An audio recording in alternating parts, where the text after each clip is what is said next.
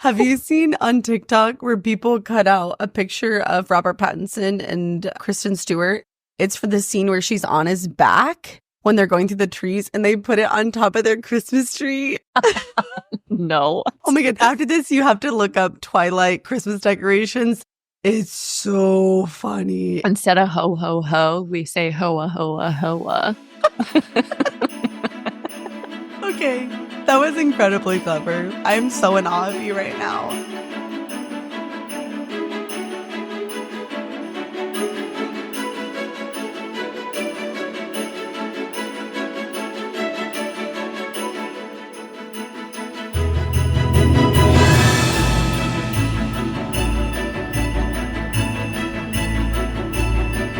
Hi, everyone.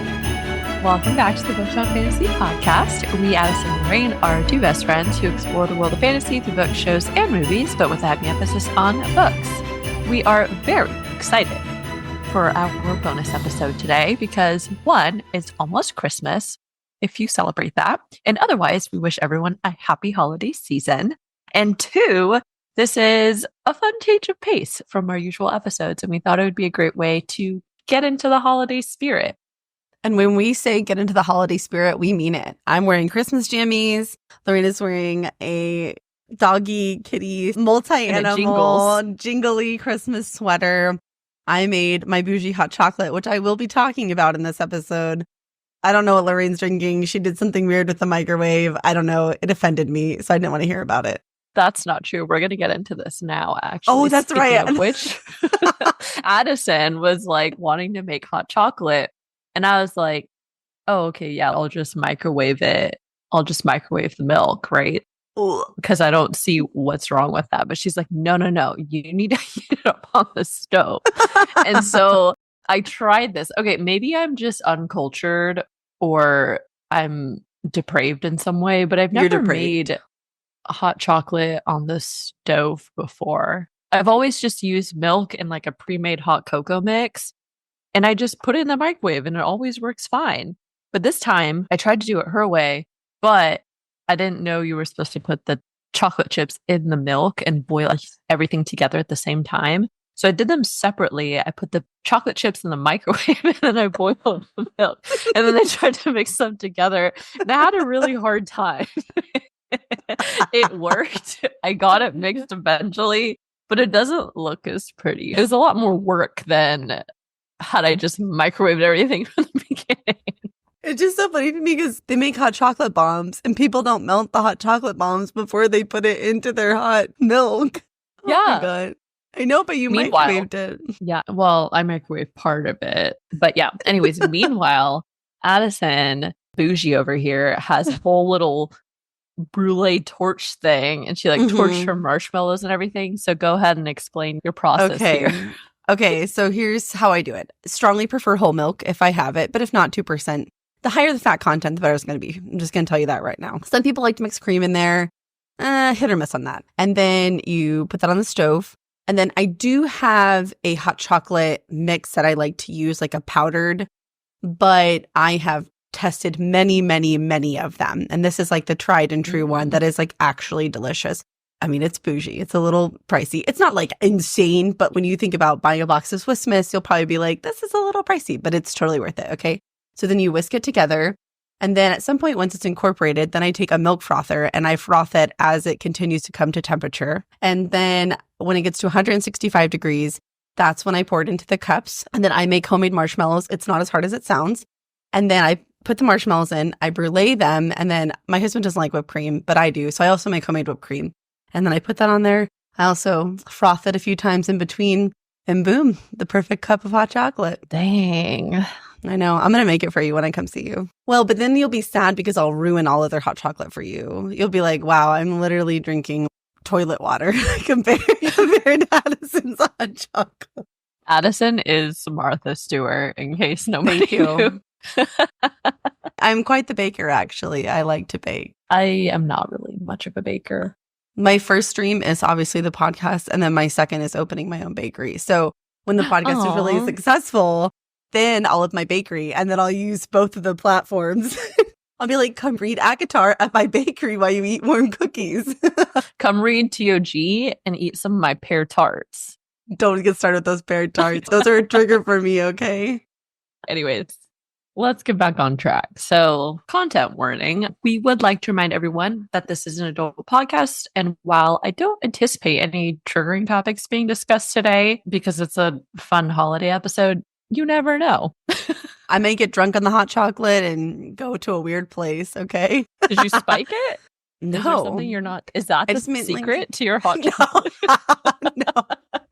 I just mean like on a sugar high. It's the holiday spirit. I'm with my best friend. I'm drinking hot chocolate. We're answering Christmas questions or holiday questions or book questions. So, you know, but actually, record scratch on that. I definitely have a trigger warning. I have some very strong Christmas opinions about movies, books, decorations, actually basically everything related to Christmas that I feel very passionately about, as is evidenced by how I make my hot chocolate. So there's a good chance I might end up saying your favorite Christmas movie or song is terrible. I will not back down. I will stand by it. And yeah, so trigger warning on that if you're easily offended. This is not the episode for you. Damn. I didn't thought. I didn't thought. I didn't thought. I already scared Lorraine. She's like too scared to think straight. I didn't think things would get heated here today, but I guess that stands to be seen. I treat Christmas like it's a job, but like a fun job that I want to do, not in a bad way. I love Christmas. I love all the parts of it, everything about it. I love it, as you're about to find out. Buddy the elf is here with us today. Yes, the best way to spread Christmas cheer is to sing loud for all to hear. Okay, but at bare minimum, we do occasionally swear on this podcast. I've already sworn, I think, already. So me too. I was just thinking that. Sorry, guys. Also, please note, while this is an Ask Us Anything episode, and there will not be any plot spoilers for any of the books Lorraine or I have read, whether we've covered them on the podcast or not, people did ask us generic questions about the fantasy genre, so we obviously had to reference those books and or characters. So, to clarify, there are no spoilers for the plot, but we did reference characters or places from several different fantasy book series, as well as House of the Dragon. So this is your warning. Housekeeping. First off, we are fast approaching Onyx Storm's highly anticipated release. So, Addison, where are we at with the Onyx Storm countdown? All right, today is December 16th, and there are 36 days until Onyx Storm is released, and we cannot wait. Second, if you are enjoying the show, then the very best way for you to support us is to leave a review and share it with a friend. Yes, it's December 16th, and I know there are a lot of Christmas procrastinators out there, so if you're panicking because you still have gifts to buy, I have a solution for you. Give them Throne of Glass or Fourth Wing or ACOTAR, one of those, but preferably for our purposes, Throne of Glass or Fourth Wing. Physical copy, Kindle, audiobook, however they consume, and then send them our podcast so they can read and follow along. And then this is a gift that keeps on giving forever, basically. You can make plans with them to hang out and talk about TOG or Fourth Wing. And trust me, they will thank you for it. They will love you for it. And in fact, they'll probably say, wow, you really gave me the best gift I've ever received. And you can be like, wow, Addison, thank you for giving me this brilliant idea. And then you can text me and tell me that I did a great job. Yeah, that's right. Don't forget, guys, you can text us. The link is in the show description. So get to it. All right. So now let's get into our questions. And thank you, everybody who did take some time to send us some questions. We had a lot of fun answering these. Some of these were quite thought-provoking, I will say. I really had to think about them to give a good answer. I was just going to say several of these questions are from Haley and Vicky. I just have to say I really thought people would text us, what's your favorite Christmas movie or what's your favorite song? Stuff like that. But Haley and Vicky and a couple other listeners as well, but they sent like a lot of questions. They came up with these questions like a professor writing their final exam. Okay. And the professor was also mad at the students and they're like, I'm going to make this as challenging as possible. You're going to sit here for 3 hours and do your written part of the exam. But they are fantastic questions. So thank you, Haley, Vicky, and everyone else that sent in questions. We tried to give credit wherever we could, but some of you did not send in your names. So if you didn't, we have no way to identify you. But if you did send one in, thank you very much. And without further ado, let's get started. Question number 1. What's your favorite book, movie, show, or specific episode of a show that you like to revisit around the holidays? Okay, right out the gate, guys, I'm going to tell you, I think the first two questions I typed a lot. Okay, I did a lot, but they're very thoughtful answers. After that, they get much shorter, so they'll be a little bit easier to move through. So don't panic when you hear me talk for like 4 minutes about my favorite Christmas movie.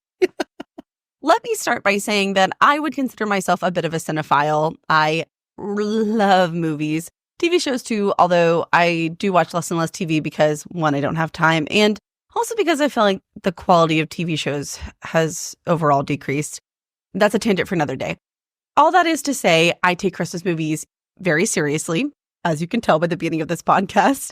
A few years ago, I compiled a list of basically every notable Christmas movie in existence. I didn't include every single Hallmark movie or anything like that because that would be literally impossible, but I did include some of the more notable ones. And then I started watching them, and after I would finish them, I would decide if I wanted them to make my final cut. Many, many, many movies did not make it, even some beloved Christmas classics.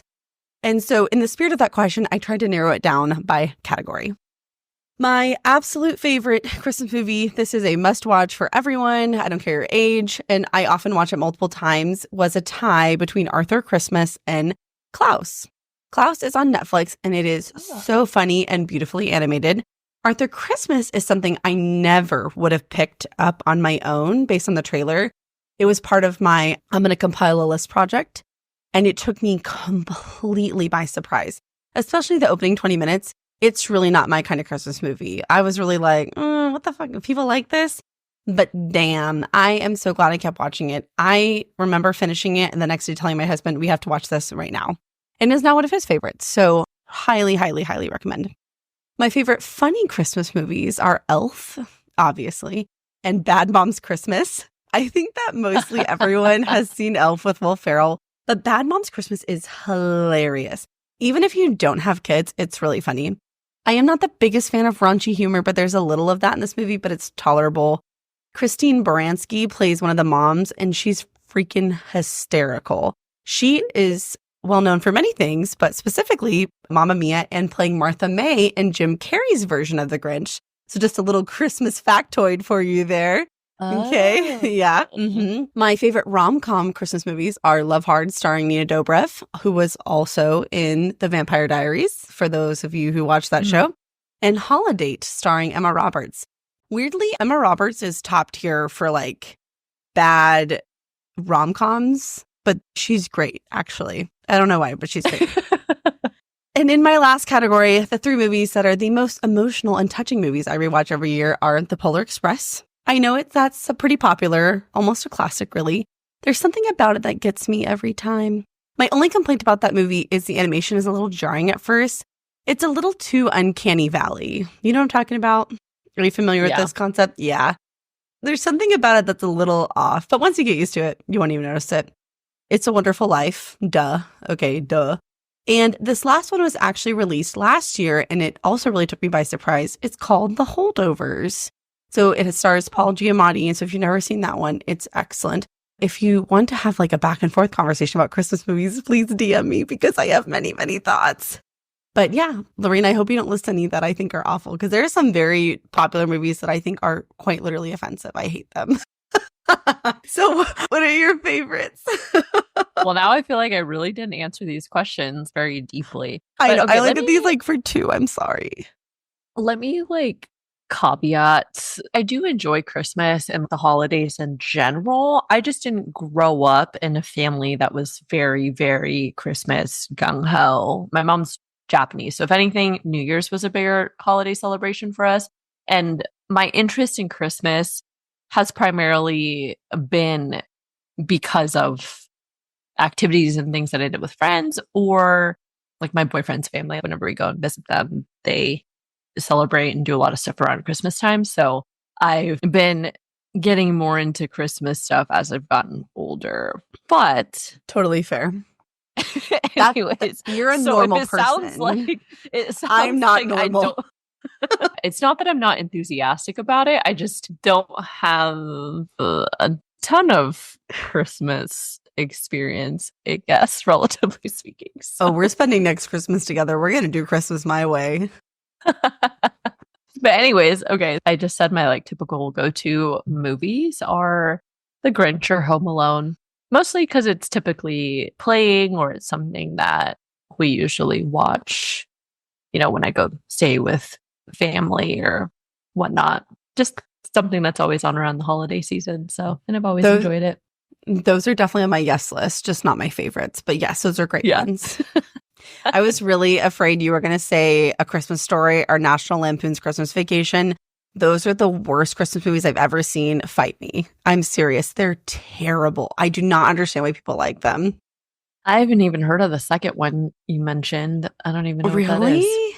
Any like major retailer, Walmart, Target, etc., they sell specific decorations to those movies because they're like Christmas classics. Oh, yeah. So interesting. Chevy Chase, he's terrible. I hate him. He's such an asshole. I don't understand their appeal. I really don't. Sorry if that's your favorite. I don't get it. I don't get it. Moving on to question 2. Which magical world would you like to spend Christmas in? This was difficult, but immediately my mind went to the Akatar world, but only because of the cabin in the mountains. That sounds like a really nice place to spend Christmas. Not necessarily Valaris. But then I started thinking about TOG, and let me add a big caveat here. We're only on Queen of Shadows, so we haven't even made it to Terrasen yet, if we ever do. So I'm basing this only on the descriptions we get in the series, but I think I'd like to be in Terrasen. The idea of beautiful pine trees and snow just sounds so Christmassy to me. Knowing Aylin, she does Christmas in absolute luxury. And I want to be a part of that, okay? I want to be a part of that. I also want to add, I only want to be at either of these places after they've destroyed all the baddie bads. And it's just like all good and fun. I don't want to go there before they've defeated all the evil. I want to go there when it's happy. So that's actually really funny because it was very similar to what I said. I said Valaris first and foremost because I just feel like they probably go hard for Christmas. It just sounds the city of dreams, Oh my God. I would imagine for Christmas. But then my second one, I said, once Terrasen is reborn, I'll probably want to go there too. Shut up. You did not. Okay. Also, just so you guys know, Lorraine and I answered our questions on separate docs and we did not look at them. She asked me, should we do it in the same? I was like, no, I want to be surprised. So that is so funny. Yeah. Oh my gosh. Look at us. We'll be in Terrasen together. Twins. Where have you been? Okay. All right. Question number 3. What is your all-time favorite fantasy book series? Woo! Okay. OG, obviously Harry Potter. Duh. Okay. That needs no explanation. But I have 2 favorite series that come to mind, although one is unfinished, so I can't truly say that it's like one of my favorites of all time. Akatar is definitely up there, but it just didn't quite make the cut. But if I had to pick one, I would say The Inheritance Cycle by Christopher Paolini, also known as the Eragon series. For those of you who haven't read it, I highly, highly recommend it. The world building is unbelievably complex and beautiful, and the character development and growth is off the charts. And of course, there's dragons and magics in it. So it's a no-brainer. My other favorite series that I mentioned earlier that has yet to be finished, so I can't say for sure, is the Empyrean series, also known as Fourth Wing by Rebecca Yarros. So those are my top 2. Ooh. What about you? Great choices. Thank you. I think we are kind of similar. Twins So I again. did say twins again. I was going to say this was a little hard for me just because I have more recently got back into fantasy books within this past year. So I don't think I've had enough time to recollect and read a bunch of new series or anything. But prior to that, I also agree that Harry Potter is for sure one of my favorite of all time, just because it was such an integral part of my childhood. And it was like such a hugely defining book series, shows, movies, like everything related to that franchise was a huge part of pop culture for our generation. But more recently speaking, I have a feeling that if TOG pans out how I think it's going to, then I think TOG could definitely take that spot. Maybe I'm getting a little too caught up in the hype, but every book has gotten better and better. So I don't know. I could definitely see this taking the top spot. I keep waiting for the moment. I've seen so many people on social media say, like, it broke me, it changed me. I've read it 1,000 times, and it's great. I really like it, but I'm not there yet. It doesn't speak to me in that way. I felt it a little bit in Heir of Fire. I did. But right now, ain't got nothing on Aragon, I gotta say, or Fourth Wing. So we'll see. Fair enough, yeah. I have faith because in reality, even though we're on the 5th book, I think based on page count, 2/3 of the series is the last 3 books. So in reality, we actually haven't read that much of the series when you think about it from a content-wise. Yeah, that is fair. All right, question number 4. If you could make any book into a show/movie, what would it be? Fourth Wing. But well, lucky for you. I know. But that's already happening. So then Aragon. But I've done a couple of events, like, what do you call those events when they're online? Like e-events? No, that's not right. What do you call those? You know what I mean? Virtual. I don't know. I did a virtual. Oh. Okay. I did a virtual. Yeah, virtual. I couldn't remember the word. An e-event. An e-event. Listen, we call it email, not virtual mail. So yeah. I did an e-event with Rebecca Yarros. Oh my God, I said e-event. Damn it. Oh, I can do this. The hot chocolate's getting to me, man. I did a virtual event with Christopher Paolini and Rebecca Yarros, and he has alluded to the fact that Aragon has been picked up by Disney, I think, for a show. So then I would say ACOTAR, but I think that may be in the works too. So I think all of my dreams are coming true. Wow. Yeah, those are good shows. I just hope that they do them justice. Oh, I know. If it's bad, the fandom will riot. We will rise up. Oh, I know. It has to be Game of Thrones quality, basically, or like House of the Dragon. I don't know. HBO needs to like pick up on this because I feel like HBO, I trust HBO to create a good version of these shows, but sometimes I'm a little wary of other networks picking this stuff up because I'm like, I feel that. I feel the nerves. Personally speaking, aside from fantasy series, I am a huge psychological thriller and sci-fi lover as well. I think fantasy sometimes is just hard to do because creating magic and making it look realistic on camera, even with CGI and whatever else, is just ultimately hard to do. It's like a really big task to make something that is not real appear real. And it's expensive. It's really expensive to build those sets and the costuming and all that. So yes. It could also be that I just still have PTSD from how bad the Twilight movies were. Those are masterpieces. What are you talking about? So bad. The books were great. I had no problem with the books, but those movies, I was like, oh, these are so cringy. Have you seen on TikTok where people cut out a picture of Robert Pattinson and Kristen Stewart? It's for the scene where she's on his back when they're going through the trees and they put it on top of their Christmas tree. No. Oh my God. After this, you have to look up Twilight Christmas decorations. It's so funny. Instead of ho, ho, ho, we say hoa, hoa, hoa. Okay. That was incredibly clever. I'm so in awe of you right now. Thank you. Anyways, back on track. Oh, yeah. So I actually would love to see Agatha Christie's And Then There Were None, or more recently, Red Rising. That is a series that I started reading recently. It's kind of similar to Ender's Game or Hunger Games if you like more science fiction stuff. But I think both of those would make really interesting shows.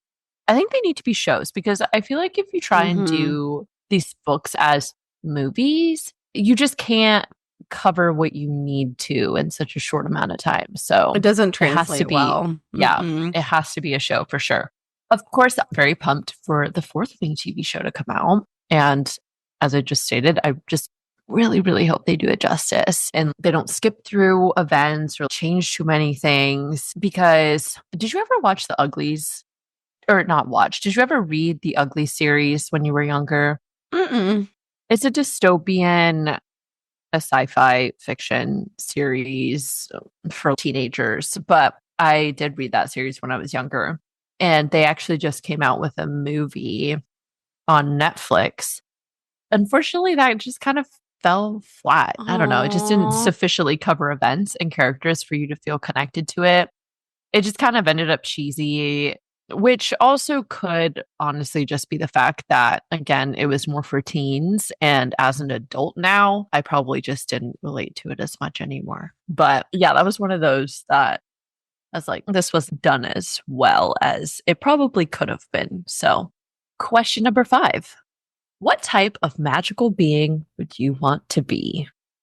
This was probably the only question. I didn't even have to think about it. Although it'd be nice to be a super gorgeous, immortal, and lethal fae female, I'm going to go with dragon. No questions asked. Oh, okay. Yeah.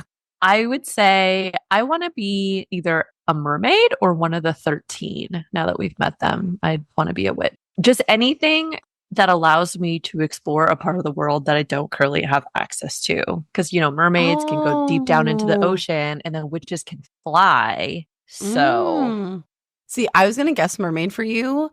And I really want you to be one of the 13, but we have discussed this on multiple episodes. We do not have what it takes to be a witch, not in the TOG world. Absolutely Okay, not. No. The only thing I've got going for me is my laugh. Other than my witch laugh, I've got nothing else going for me in that department. I could be a Kraken witch. We don't know very much about them yet, though. We don't know shit about them. Yeah, I don't know. Maybe the plot twist, the Krakens are actually not that great. I wondered about that. I have wondered about that. Well, this is a question I think probably there's only 2 answer choices, so we could make it too complicated, right? If you could choose, would you pick a snowy white Christmas or a nice weather Christmas? I actually did have kind of a long response. Oh my God. Of all questions. Of all the questions, this is the one you went all in on. Yeah, I guess so.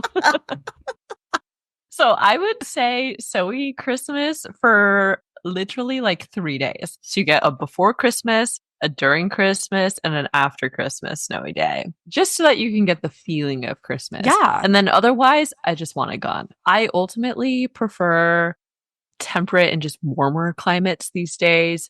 I actually did grow up in Washington, which not only is pretty dark and gray for like 80% of the year, we also don't get snow super often. So most of the time it's just like wet, bone chilling cold. Don't get me wrong, Washington is stunningly beautiful, especially in the summer, but I've lived in several different regions of the US at this point, and I just have come to enjoy at least seeing the sun most days. So I need to see the sun and I need it to be a little warmer. So you grew up in Hoa Hoa weather. I did indeed. Yeah. Forks, Washington. You grew up in Forks? But no, I didn't grow up in Forks. Oh, but I I'm was saying like, Forks first is of all, in Washington. oh my God. That's where yes, it's yes. filmed, Okay. So I was like, first of all, don't share that personal information on the podcast. Okay. People will find you. And second of all, I'm like, how could you not have told me that privately? Because that is something I would have really needed to know about you. Well, for me, I live for that Hoa Hoa weather, but I also live in Texas where the sun's out all the time and it's blistering. I hate it. So this one was a no-brainer. Snowy white Christmas all the way. I live in Texas. And the last several years, there have been Christmases where I wore a short dress, not going to the club short, but short. And I was sweating. Okay. I was sweating and I was hangry, not hungry, angry, hot, angry. I was hot. I was sweating and I was annoyed. And if it's not cold outside, it's not Christmas. And also we never get snow here. So that's really depressing. I love snow. I don't care about driving in it. I don't care about any of that. Give it to me. Give me all the snow. sounds like you need to move. That's our plan in 3 to 5 years. One day.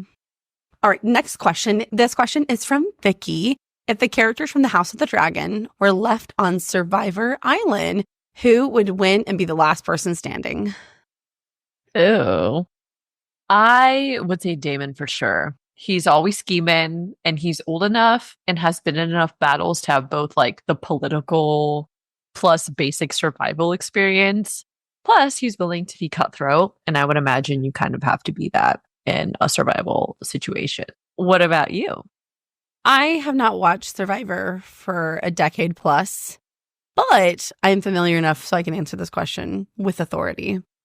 At first, I was like, oh, this is so easy. But then I thought about it a little bit. I want to say Allison because she's extremely clever, but ultimately she could never take Damon or Aemond in a one-on-one combat. So I Yes. think it would probably come down to those two, as I think it will in the actual TV show. I'm gonna say Daemon, just because, well, he's Daemon fucking Targaryen. I don't know. What else do you want me to say? He's Daemon fucking Targaryen. That's Of course right. it'd be Daemon, you know? Yep. Well, staying in the House of the Dragon realm, this question is from Kevin. Do you think the members of House Targaryen roast their chestnuts with dragon fire? It's just such a random question. I but know. love it. And I would say they sure do. Although this probably has to occur outside because otherwise they'd probably burn down their buildings. So Yeah, I said this is probably the best question we received. And absolutely, it's 100% yes. And so I just imagine them literally having a swimming pool size, like, I don't know, bowl, pit, whatever of chestnuts they take into the dragon pit and they're just like roast them, you know? And now I'm sad because I really want to try some by dragon fire and I'll never get to do that. perfectly roasted chestnuts. By Courtesy of the dragon fire. I know. Dragon chestnuts. Dragon chestnuts. Someday. All right. Going a little bit in a different direction. If you had to choose a new podcast theme, what would it be? And it doesn't necessarily have to be with me. It could be with anyone or anything. I was going to say I wouldn't change anything. I think our theme is perfect. Oh. But if I had to choose, I may just expand the name to something more generically book related instead of just fantasy, so we could cover a wider variety of books. Okay. Fair enough. Fantasy is great. And yeah, overall, I love our podcast theme and I wouldn't change it. Okay. What about you? Well, I took the question a little differently. I wouldn't change anything about this podcast. I just meant okay. if I had to start a new podcast, what would it be? That's how I took it. So this is actually a very easy question for me. And this is not an announcement or anything, but I have a skeleton of a podcast worked out on parenting. It would be incredibly different from this, not just content-wise, but length, format, etc. And it will definitely not be anytime soon because all of my focus and energy and love is being channeled into this particular podcast. But if I had to do a different one for whatever reason, I would do it on parenting. Oh, yeah, that's perfect. I can see you doing that. Thank you. I love bossing people around. Okay. Which of the characters that we've talked about on the podcast do you relate to the most? This was another tough question for me. I would actually say maybe Nesrin, if I'm being like very realistic, because I have one parent who is an immigrant and grew up multiculturally, but personality wise, I think I am generally pretty middle grounded about most things. And I just tend to put my head down and do whatever is necessary and just kind of like do the work without too much fuss or anything like that. So I'd love to say that I have main character energy, but truthfully, I think I'm more of a behind the scenes type of character because I just work better as like a supporter. Well, first of all, Nesrin can definitely stand on her own. I think she's totally capable of that. I know that's not the focus of her character right now, but you totally give main character energy. And as you're saying it, the more I think about it, I'm like, wow, you really are a Nesrin. You really are. Although she's a little bit more cold on the exterior than you are, but maybe that's because we don't know her yet. We have to warm up. Right, but, true. Wow, yours is really good. I struggled with this question. So I'm just going to go for what I wrote, okay? Yeah, full set. So first, let me say my first thought was Violet Sorrengail from the Fourth Wing series, but I excluded her because we haven't really talked about her on the podcast. I don't want to do any spoilers or anything like that. And then same for some of the characters in ACOTAR. So based on what we've covered on this podcast, I feel like this question is hard because all of the characters we discussed live in a fantasy world and face extreme challenges and difficulties that for obvious reasons aren't real world applicable. I'm going to say part Otto Hightower and part Chaol. Both characters are relentless in their pursuit of their goal and to a certain extent their morals and ideologies on how things should be done. They're both very rigid in the sense that they need things to be done in a way that they think is right, and they can be inflexible. I like to think that I'm a very open person, and I am in the way I love and accept people. I don't want you to think I'm a meanie. I'm nice. But I am very stubborn, and I like things done a certain way.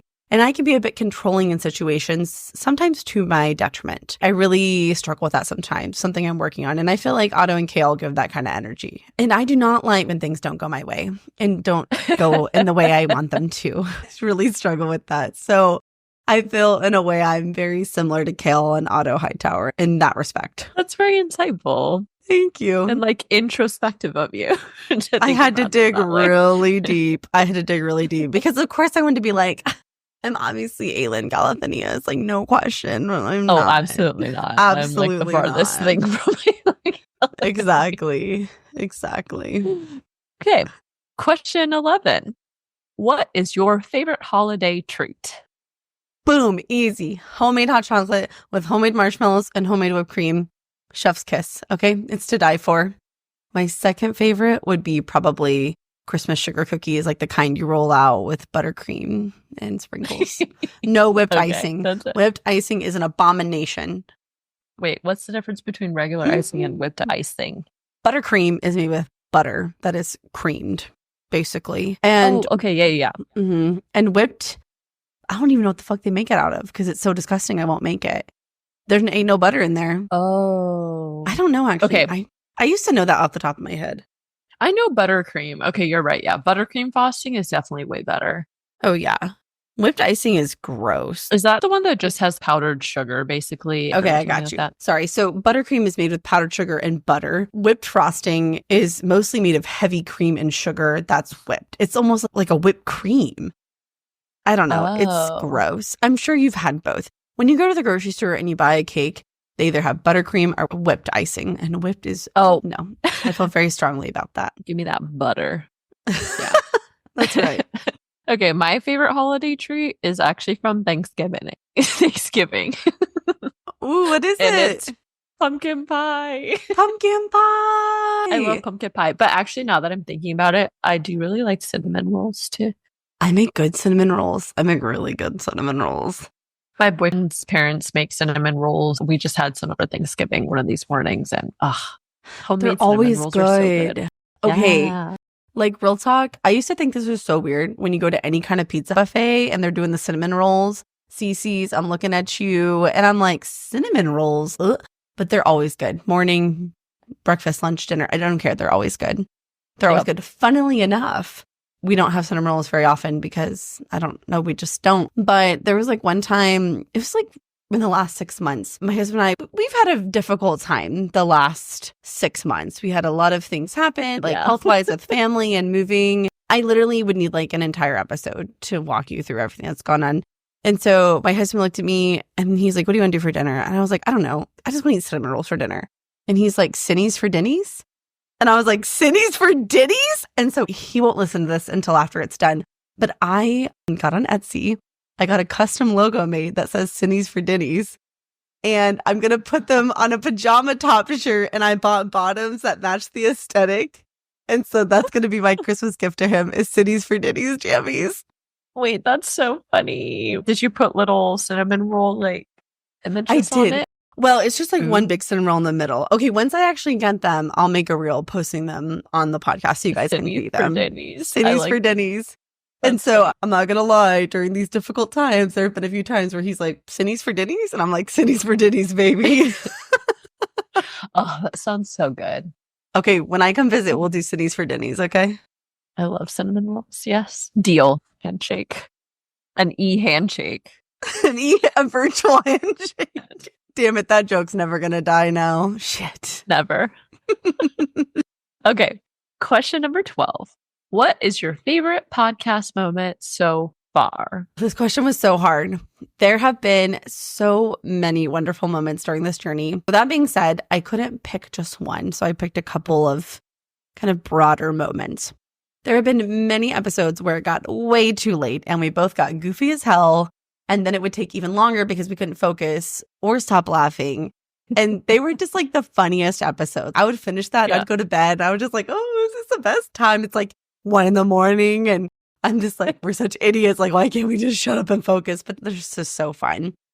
I also love when one of us has to eat it. And by that I mean is if we disagree on something specific and then we get to the next set of chapters or later on in the book and we're like, I fucking told you so, in a nice way, but still it feels good. Okay. And a little teaser for an upcoming Queen of Shadows episode. This specific situation has actually happened. And I screamed in a hilarious rage when I got to this particular chapter because it was something Lorraine kept insisting. And I was like, that's stupid. Quit saying that. Like, no. And oh man, I was literally listening to the audiobook in my car and I was like, I was so mad, so mad. And then my last favorite moment, this is more specific. I remember we started the podcast. We were recording 2 episodes a week. It was insane. It was so much work getting everything set up. And I mean, we didn't know anything. We were like literally Dr. Googling everything. We're like, how do we do this? How do we do this? What the hell is an RSS feed? We knew nothing. And it was House of the Dragon, season 1, episode 5. It is when Rhaenyra gets married to Laenor. I remember doing that episode. And so there are 2 things specifically. Number 1, I remember we finished and we're like, wow, that was a good episode. Did you feel like there was just this feeling like I knew that we had hit our stride? And I'm like, we did it, Lorraine. That was a great episode. It went smoothly. The transitions, I really feel like we found our footing from there, and, moving forward. And then actually, we were just talking about this recently. The intro of that episode is one of my most favoriteest ones of all time. It's when you're like, well, it's a problem because obviously it's her wedding and she can't be caught kissing your uncle at her wedding. The way you said it, and it was just so funny. And to this day, it still makes me laugh. One of my favorite moments. I didn't. Well, because I listened to the intro like 50 times when I was editing, and it's still funny to me. It's still funny. And true. You can't be caught kissing your uncle at your wedding. So true. Yeah. That is evergreen advice, to say the least. So as far as my favorite podcast moments go, we've had a lot of great memories, but I think one of my favorite things was the moment that we got our first text message and review. Like, we were so excited. I know. So excited. That was like, I don't even know how to explain it. I think it's because it also came at a time when we were just, having a hard time with the podcast. We had a lot going on. We were just feeling a little run down, I think, and getting the text messages and the reviews come in. We felt like, oh my gosh, it's coming together. And so, as and I always joke, we're like, whenever we're having a hard time, we'll always just be like, nobody cares, work harder. Nobody cares. Every so often, when you do get a nice little text, oh my God, you're like, thank you. Guys, I hope you know that anytime we say that, we genuinely mean it. Like, it really does mean so much to us for you to take the time, even just to rate it, but especially to write a review. That takes your time, and we really value your time. And we love that you even just listen and share your time with us. I still remember that very first review. It was from Blaine Lane. And I was like, because you see your data and you know people are listening to it, but it feels so different when you're like, a real person is actually listening and they like something that I made. And it feels so good. It's like a warm hug with a warm cup of hot chocolate. Exactly. My hot chocolate, not Lorraine. But truly, it actually really does mean so much to us, guys. We really do appreciate just taking the time to listen. We really do love it.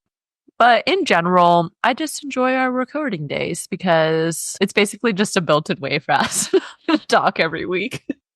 Not that we don't do that aside from the podcast anyway, but when you think about your friends, right, even your best friends, how often do you really talk to them or see them? Especially once you get a little bit older and married, kids, etc.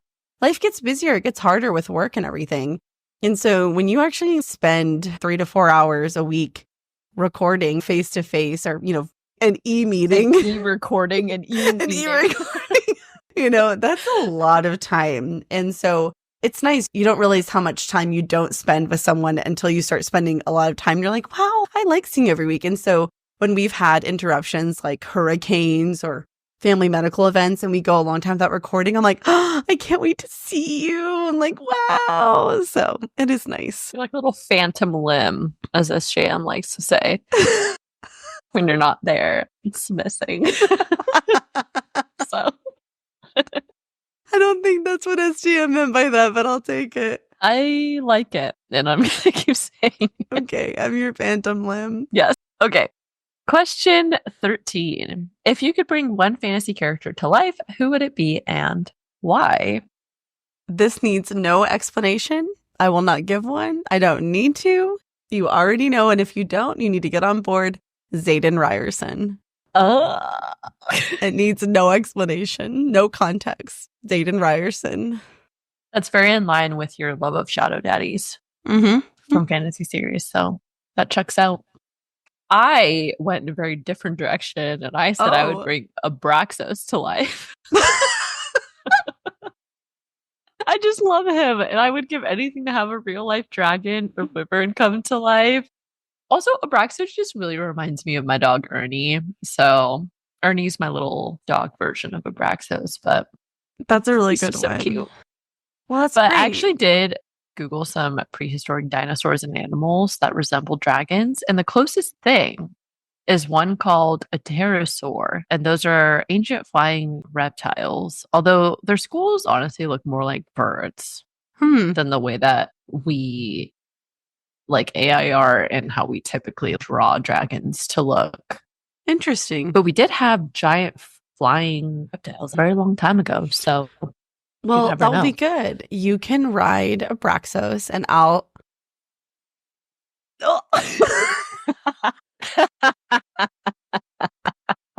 You set yourself up for that one so bad. My face is so red. That is not the direction. Oh my. I really set myself up because I was like, oh, you can ride a dragon, but I guess you can ride a wing leader, you know? I don't know. You tell me. I will spend time with the wing leader. Spend time, quote unquote. Oh my God, my face is so red. I think I'm going to have to cut that out of the podcast. I think we need to know what your signet would be just so we can tell when you're spending time. I don't know how to think on that. We'll do an Onyx Storm AMA. I need to think on what my signet power would be. I can't believe I said that out loud. I can't believe you did either, but that was gold. We're keeping it in. We're not cutting it out. Well, just please know, I wasn't thinking about it from my perspective. I was just thinking about it like, that'll be fun. A fun thing to do when you have a dragon is to ride a dragon. That would be fun. That would be really fun. That would be enjoyable. Save the dragon, ride a wing leader.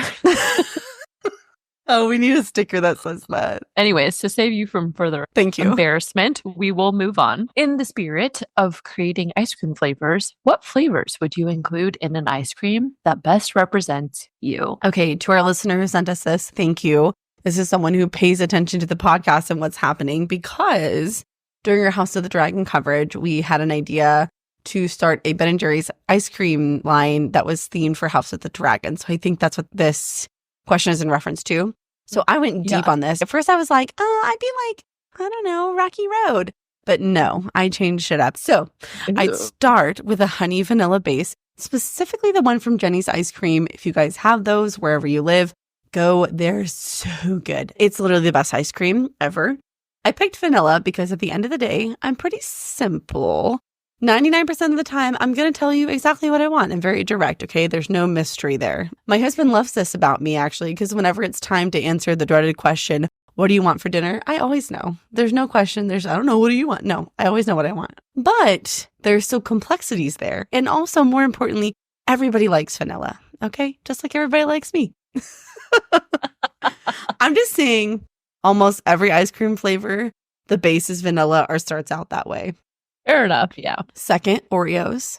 Honestly, just because they're delicious, but specifically a holiday Oreo. I don't care what holiday, but you know, when you go to the store and they have the Halloween Oreos with orange cream and like a little pumpkin in print of the cookie, or like it's Christmas right now, so I just bought some that have red cream and like little penguins and stuff. The holiday Oreos are always the best. I have a theory about this, is because they're extremely fresh because they're made for the holiday season. So they're not making those weeks, months in advance. Those are the freshest Oreos you can get. I mean, I don't think Oreo is fair. I don't think they're selling like, old Oreos, but for sure those specific timeline in which they were created. And they're so good. Ooh, and like then maybe a peppermint one, a peppermint Oreo or something, like a minty one. Okay. Oh, you don't like the minty? Mint chocolate? What? No. Okay. What? Oh. Okay. Total sidebar. I saw the funniest meme the other day, and it was like, I love going to the grocery store because I like to go to the cookie aisle and see what those little freaks at Oreo have come up with. And I don't know why, but something about the way it was phrased was so funny to me. I would like, see what those little freaks are coming up with. See, I do that with Trader Joe's specifically because Trader Joe's always has their holiday flavors for things. They rotate out their seasonal things. In the fall, they'll have like their fall flavored snacks and treats and cookies. And then in the winter time, they have their winter ones. And so yes, I agree with that meme. Yeah. Yep. Those little freaks at Trader Joe's. See? Yeah. Gotta know what's up. Okay. The last two elements for my ice cream. A hint of sea salt because it enhances all the flavors. And you just know whenever something has sea salt, it's going to be bougie. Okay. And I'm bougie. I'm bougie. Okay. I was waiting for the bougie element. The bougie element. Damn, dang it. I should have said gold leaf because that would have just been so over the top and ridiculous. But I wouldn't actually put that in ice cream. That wouldn't be yummy. But last but not least, rainbow sprinkies. Oh my God. I'm sorry. My 3 and 5-year-old call them sprinkies. So I just sprinkles. Sorry. Rainbow sprinkles because I'm an adult. They're pretty and fun and just like me. See, okay, sprinkles are like one of the toppings that I actually don't like. They're weird. They sit in ice cream and they get this like chalky texture and I'm like, ugh. Everything you're saying is really upsetting to me. Sorry. Okay. I won't yuck your yum too hard, but sprinkles are the one thing that I'm like, no, I just really don't like them. Yeah. I respect your decision. I don't like it. I respect it. It's fine. Mine is probably pretty different than yours. Fair enough. I am a big fan of chocolate just because I like the taste of it. So fair enough. Either a chocolate base or something chocolatey adjacent. I also, like you, enjoy Oreos or brownie chunks or cookie doughs. Something crunchy or something that gives it a nice like weight. Yeah, or something that you can chew into and like bite into. And it's delicious. So something like that. And then if it pairs well, some kind of fruit. Oh, but it has to pair well with chocolate. So maybe like strawberry swirl, cherries. People like cherries and chocolate. Yeah. Sometimes. That's not for me, but people like it. I'm really picky about cherry flavors. I generally actually don't like cherry flavored things because it tastes too fake. Yeah, like God, maraschino cherries. I hate those. Those are disgusting. I'm learning so much about you. You hate cherries. You hate rainbow sprinkles. No, I like fresh, real cherries, but I don't like fake. Oh, the candy cherry flavors for cherries. Yes, for whatever reason, it just it always tastes like medicine. For some reason, it's just not. I get that actually. Yeah, I get that. Yeah, interesting. And then most of these are not really like personality related. They're just like flavors that I enjoy when it comes to my ice cream, but I do generally just like a rich flavor base and then adding something crunchy or chewy for texture purposes. But as I said, not sprinkles. Not sprinkles. Okay, I can down with that. All right. Question 15.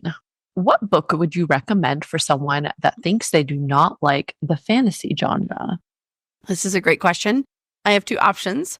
The first would be Harry Potter. And before you roll your eyes, I'm like, oh, everybody always says Harry Potter. I have a well thought out reason, okay? It's a classic. It's widely beloved because it's fantastic, but also because it's very relatable. And although there is magic and it's set in the realm of a magical world, it is also very human and there are a lot of real world things, character traits, and lessons as well. And so I think that really helps. When you get into Aragon or higher fantasy, it gets a little challenging because it's so far removed from the human experience. I also think the setting in terms of timeline helps, right? Harry Potter set in the 90s, maybe early 2000s.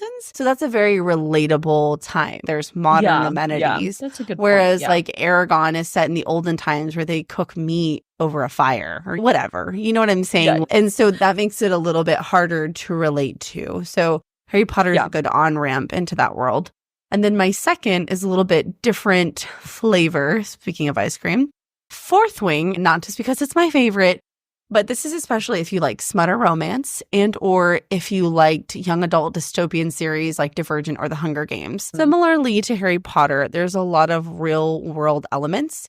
In reality, in the entire first book, there's actually not that much magic. Not really. The dragons are probably the most fantastical element, and they take a little bit of a backseat in Fourth Wing, in my opinion. It really is kind of more dystopian, Hunger Games kind of vibe. So there's definitely fantasy elements, but I think that's a good way to on-ramp yourself into a fantasy series. Yeah, that's a good point. I thought all of your points about why you would say Harry Potter and Fourth Wing and all of those were great reasons. And I agree with you. This one was really hard for me to answer just because I think it depends on what elements you want in your book. Some people really enjoy the romance part of things. Some people just want the plot. Some people like historical fantasies or dark gothic fantasies. There's so much range in what you like and what you're drawn to. And so obviously we have very popular series like ACOTAR and Fourth Wing, and I would generally say that those are popular for a good reason. They've become very popular because many people have enjoyed them, no matter your starting point as far as your relationship to reading fantasy fiction goes. So I think those are good places to start. And yeah, as I've said, reading fantasy again, and I just haven't had as much time to dive back into the genre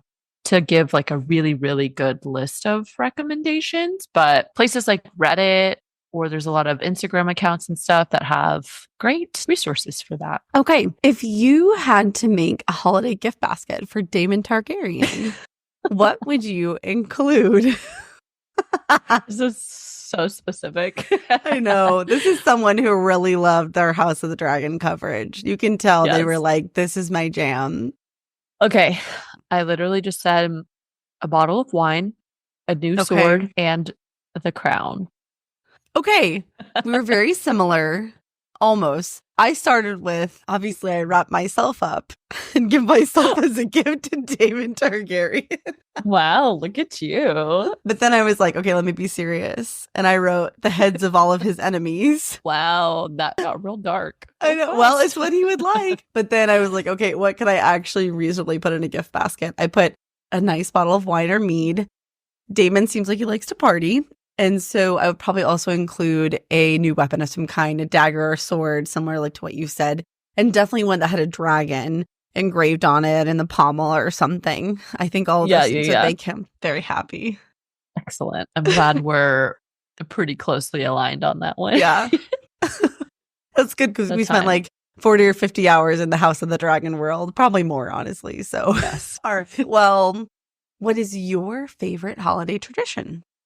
So I love food and I love to eat. So anything related to eating or making food is part of my favorite part of the holiday season. As I said earlier, I've grown to enjoy Christmas a lot more as I've gotten older, but I didn't grow up necessarily in a heavily Christmassy household.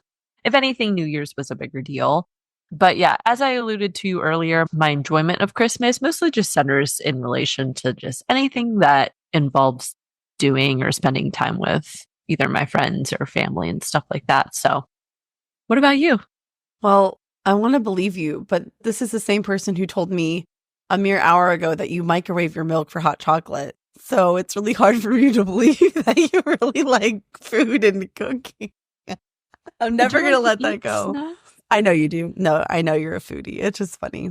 I have two favorite traditions. The first is my husband and I go see the Nutcracker Ballet every year together.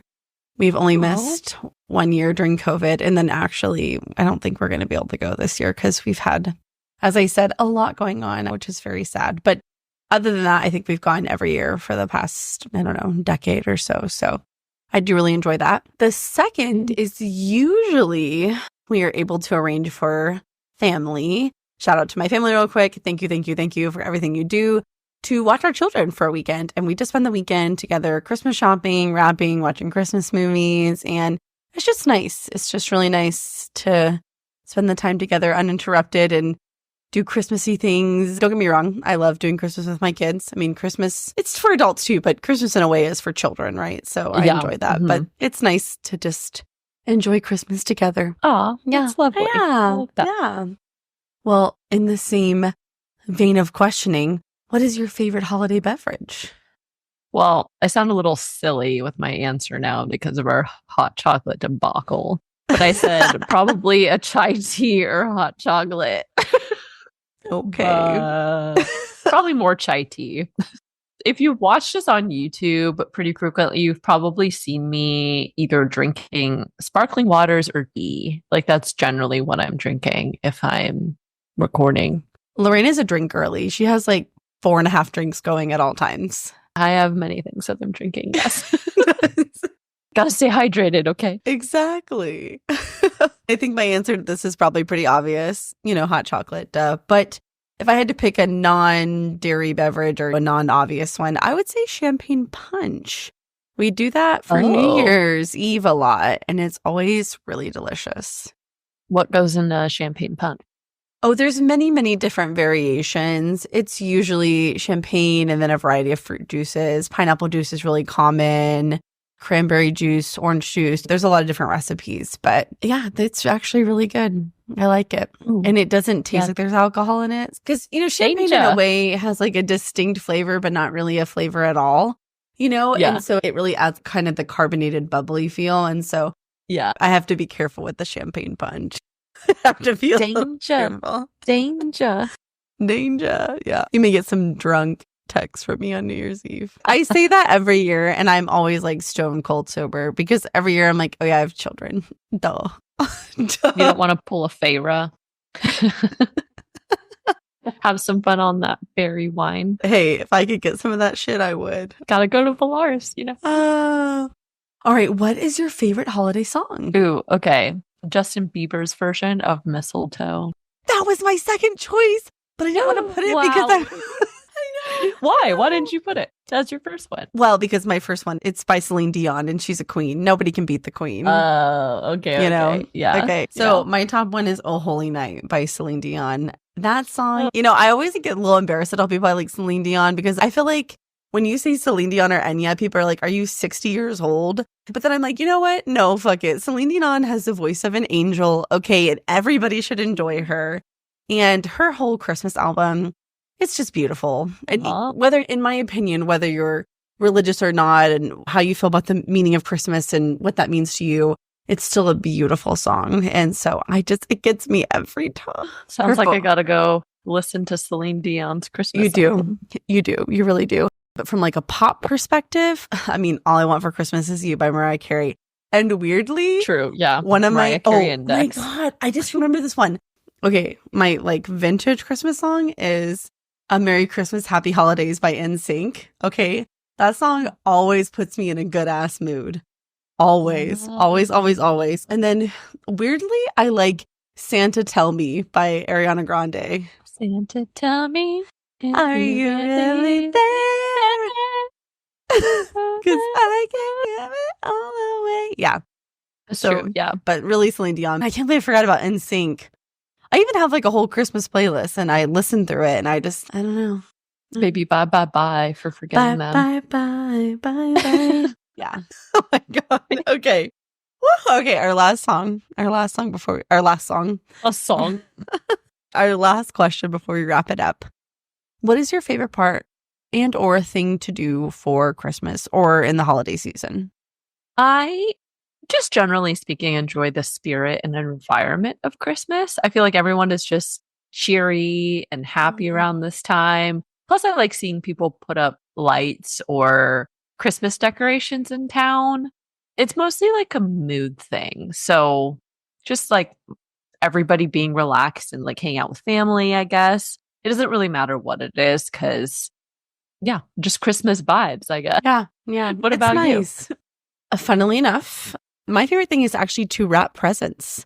Specifically, I wrap presents while I watch Christmas movies and I drink hot chocolate.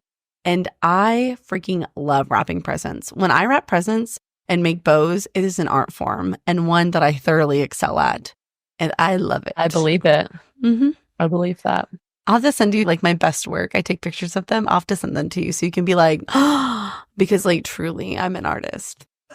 I wish I could say I was good at stuff like that, but I'm not a crafty person and I'm okay with that. But you're There so are some people that are creative. Yeah, but it's not in a crafty hands-on manner. I don't know how to explain Fair it. enough. I think I'm creative in like an idea, like mentally speaking. I don't know how to explain it, but it's not a creativity that exists in like crafting related things. Okay. Fair enough. I am not a great artist. Not that art is about being good at it, but well, a little bit. A little bit. I think it's a little bit. But it is. I mean, obviously the people that do art for a living are very good at it. But if you enjoy art and you like crafting and stuff, even if you're not good at it, that's okay, as long as you enjoy it. Fair enough. Okay, so that is all of our questions. So thank you all so much for joining us for our holiday bonus episode of the Booked on Fantasy podcast. As always, we are so glad you found us, and we hope everyone has a wonderful holiday season. Stay nerdy, and we'll catch you all next week. Bye! Bye! Merry Christmas, happy holidays, and stay tuned for some bloopers. Yay! Oh, wow, busting out a Santa laugh. I'm good at impressions, weirdly enough. I do a fair amount of impressions. I'll launch my audiobook for I can't do it. Oh